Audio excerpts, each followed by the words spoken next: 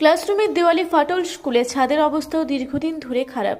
বৃষ্টি হলেই পড়ে ছাদ দিয়ে জল, এমনকি ক্লাসরুমের মধ্যে জল দাঁড়িয়ে গিয়ে স্লিপ করেও বেশ কয়েকদিন পড়ে গেছে ছাত্রছাত্রীরা। আর অনবরত জল পড়লে ছাত্রদের এক সাইডে নিয়ে গিয়ে করাতে হয় ক্লাস। একই সাথে স্কুলের শিক্ষকের সংখ্যাও কম। আর এমনই ব্যাপক সমস্যার মধ্যে পূর্বস্থলী 2 নম্বর ব্লকের মাদ্রা অবৈতনিক প্রাথমিক বিদ্যালয়ের শিক্ষক শিক্ষিকারা।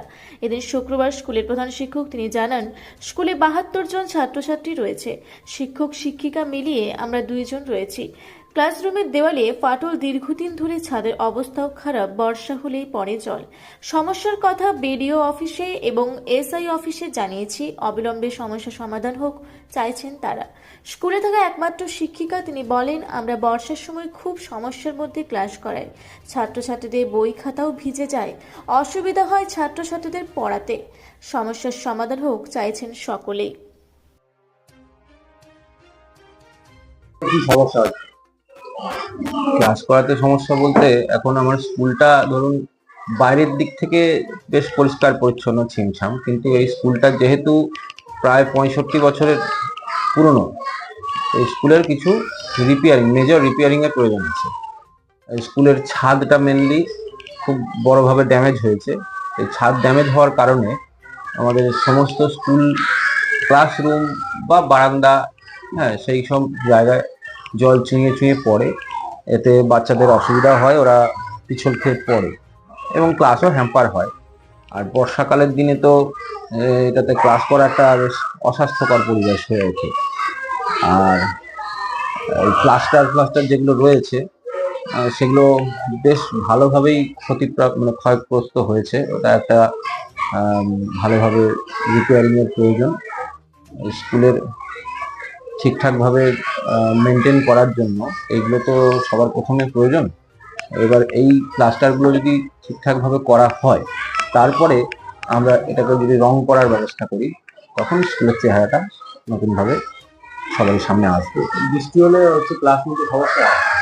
হ্যাঁ, বৃষ্টি হলে ক্লাস নিতে অসুবিধা হয়, কারণ ছাদ গড়িয়ে যে জলটা পড়ে সেটা ক্লাসরুমেই জমা হয়ে থাকে। ওরা পায়ে পায়ে বেঞ্চিতে ভিজে যায়, বই ভিজে যায়, বসতে পারে না। এবং পিছলও হয়। পিছল হওয়ার কারণে তারা 2-1বার আছাড়ও খেয়েছে। এরকম ভাবে ঘরে গেলে বাচ্চাদের জিজ্ঞেস করলে ওরা বলবে। যে ক্লাসে জল পড়ে ওটা কটা ক্লাস চলে? ওই ঘরে 2টো ক্লাস হয়।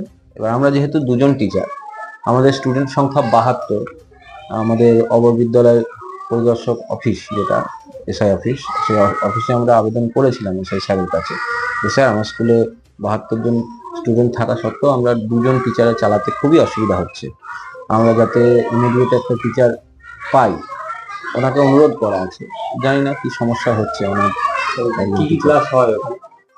এই বড় হল ঘরটায় হয় ক্লাস 3 এবং 4, ওই ঘরটায় আমরা ক্লাস করাই। আর ওখানে একটা ছোট যে ঘরটা রয়েছে সেখানে ছোট 1 মানে পিপি 1, 2 এই 3টে ক্লাস হয়। সব ঘরে কি জল পড়ে? সব ঘরেই কম বেশি ভালোভাবেই একটা বিপর্যস্ত হয়ে রয়েছে ক্লাসরুমগুলো। সংস্কারের জন্য জানিয়েছিল? হ্যাঁ, সংস্কারের জন্য আমরা বিডিও অফিসে একটা আবেদন করেছি, তো দরখাস্ত জমা নিয়েছেন ওনারা। এবার সবই তো আর্থিক অনুদানের উপর নির্ভর করছে। আমরা অপেক্ষায় আছি, আশাবাদী যে নিশ্চয়ই কোনো একটা সুরাহা হবে এর থেকে। কি নাম আপনার?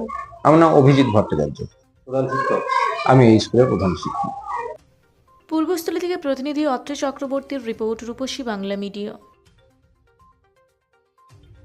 পুরুলিয়ায় পাত্রপাত্রী যোগাযোগের একমাত্র বিশ্বস্ত প্রতিষ্ঠান বিবাহ পরিচয়। আপনার মনের মতো জীবনসঙ্গী খুঁজতে আপনার পাশে রয়েছে বিবাহ পরিচয়। তাই আর দেরি না করে আজই যোগাযোগ করুন বিবাহ পরিচয়, municipality commercial complex, 2nd floor, Chaibasa road, opposite PWD office, Purulia. Mobile নম্বর 9232440272 অথবা 8370970472। পুরুলিয়া শহরে এখন স্বল্প খরচে উন্নত ও অত্যাধুনিক চিকিৎসা পরিষেবা বর্দান হসপিটালে। এখানে general, laparoscopic, gynaecologist, paediatrician, anaesthetist, general physician, orthopaedic সহ বিভিন্ন রোগের অভিজ্ঞ ডাক্তারবাবুরা নিয়মিত রোগী দেখছেন। এছাড়াও 24 ঘন্টা বিনামূল্যে অ্যাম্বুলেন্স পরিষেবা রয়েছে, স্বাস্থ্যসাথীর সুবিধাও।